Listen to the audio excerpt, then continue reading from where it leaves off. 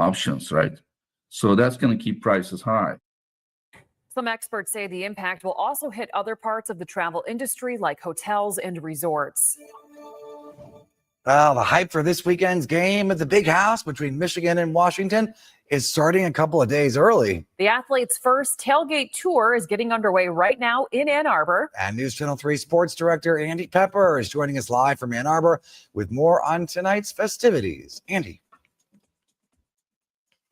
Yeah, emphasis on the word festivities, although I'm now told that we're going to get started closer to 5:30. We are wedged between a couple of fraternity houses, just about a 10-minute walk from the Big House. In fact, take a look at the party bus. This is bringing back the college memories. This is the Fiji fraternity party bus, and I'm told that's where the line's going to start when people start filing in here once again in about 15 minutes. All right, the Athletes First Tailgate Tour is billed as the premier college football traveling tour. It features former NFL and college football players. It's got premier hospitality, aka a whole lot of food and drink, and some live music as well. Tonight's event really centered around the brand new and very popular Michigan football podcast, The Blueprint. And we are joined now by the co-host.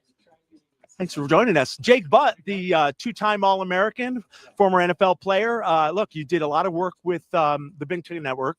How'd this podcast come about? I mean, it really just happened. It's something that just made too much sense. Obviously, with Michigan's success being one of the big time powers in college football, I was approached by my agent this offseason, and Sinclair had started to do these podcasts with Ohio State, Alabama, Texas. So, of course, you have to do one with Michigan, and it made all too much sense for me playing tight end to bring in my quarterback, Devin Gardner. So lucky to have him, as Michigan's got the freshman quarterback, Bryce Underwood. So we get a chance to break down the storylines, tell stories, and the fans and the viewers, they've been eating it up.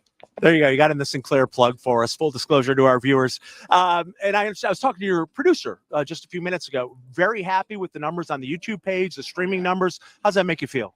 Feels great. I mean, we just kicked this thing off, and it was like a rocket ship. I mean, right away, you could tell that there was an appetite, really like a starved appetite from Michigan fans to get a player's perspective on what's going on. And each week we just get better and better and better. And I mean, the future is really bright. All right, let's switch gears now to Saturday's game. A very good Washington Huskies team rolling in here. Michigan obviously coming off an ugly loss. What's got to change, and what's got to change quickly? They have to show up ready to play. I mean, this is the most important game, in my opinion, of the Sharon Moore era, mainly because of the way they showed up against USC. That was an important game. I felt like Michigan was climbing their way back into playoff discussions, and USC running for nearly 230 yards is just, you're not going to win games like that. So now in comes Washington, and their quarterback, Damon Williams, he's like a video game cheat code. He can run it. He can throw it. Jonah Coleman is one of the best running backs in all of college football. So what needs to change? Need to tackle better. Need to play with better gap discipline defensively. Whether Justice Haynes plays or not, Michigan's best running back, the offensive line has to dominate the line of scrimmage, because Michigan's formula to success will be running the football. All in all, the summary could be, they got to play Michigan's brand of football, which is something they didn't do against USC, what they'll hope to do to get back on track this weekend. All right, a noon kickoff. Much appreciate your time. You got your podcast coming up at 6:30. You can obviously watch that on YouTube or wherever you stream on Spotify or Apple. Much more from today's Athletes First Tailgate Tour coming up in Big Sports. Reporting live from Ann Arbor, Andy Pepper, News Channel 3. All right, Andy, thank you. All right, this is the live look right now in Allegan over the Kalamazoo River. Definitely starting to see some of those more mature trees changing color. It's been a little bit more subdued, though, given our drought conditions across the area. Clear skies right now looking over southern Kalamazoo County, over the town of Vicksburg. And yeah, a little bit of that green certainly fading off in the distance, too. Clear skies for us right now. There is a little bit of rain out over Wisconsin. It's light, and that's what's on a trajectory to mainly impact locations near and north of I-96 into the overnight. I don't really expect much of any rain near I-94 or south, and that rain, even if we see it, would be very, very light. So we look ahead to tomorrow, plenty of cloud cover in play, but we do stay dry for the most part. Highs in the upper 60s, nearing 70 degrees in some locations. As we look ahead to Saturday, we'll crank up the temperatures a little bit, 74 the high. That's in advance of some rain and storms that's going to arrive in the later afternoon and especially into Saturday evening. And that rain does hold very likely into Sunday as well. And a few claps of thunder in there are possible at times. So let's look at the hour by hour for tonight through tomorrow. Again, clouds are going to increase late tonight into the overnight hours. There's those showers I was touching on, mainly, again, well north of Kalamazoo. We'll start off tomorrow with a mix of sun and clouds, then quickly trend more overcast throughout the day. But again, a little bit more mild as far as those temperatures are concerned. We're going to be nearing 70 degrees or so. Wind will be a little bit more noticeable out of the southwest at about 10 to 15. So it sets up for some great game time conditions for our game of the week. Climax Scots at Mendon, southeast wind at about 5 to 10. Temperatures just in the 60s, and that, I will say, I don't want to jinx it, but that's 8 consecutive weeks of some really, really great football weather.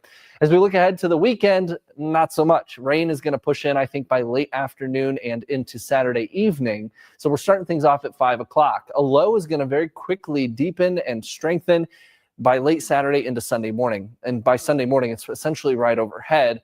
And it's that late Saturday into Sunday morning time frame that we see our best chances of rain. So as we go throughout the day, that rain likely holds and the wind takes over Sunday late afternoon into the evening.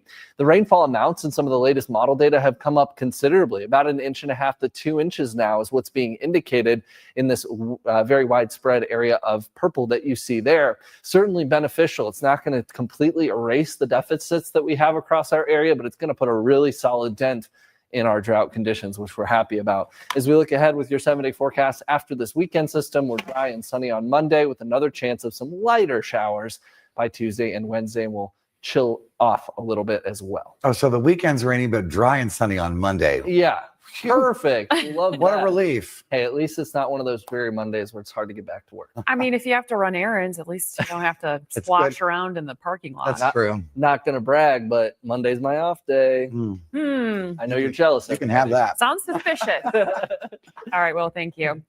Well, respiratory virus season has arrived. What doctors say you need to remember over the next few weeks.